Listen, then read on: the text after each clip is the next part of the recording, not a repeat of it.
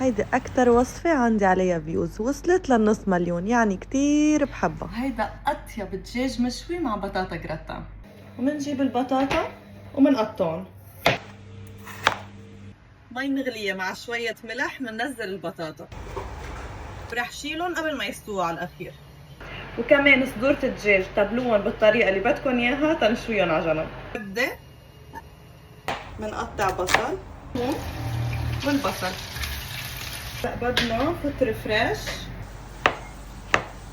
بس يدبل البصل بنزيد المشروم وملح وفلفل اسود، زيد فوقها كريمة طبخ، الطيب، وكمان كوب سبانغ مثلجة. بدنا رشة بارميزان، ادهن زبدة، بنحط اول لاير بطاطا، اكيد اخر شي طبقة جبنة. هلا تخلص بالفرن نشوي الدجاج. اكيد انتو بتقدروا تحطوا الدجاج بقلبها، بس نحن ما بدنا. اطيب من هيك غدا ما بقى فيه.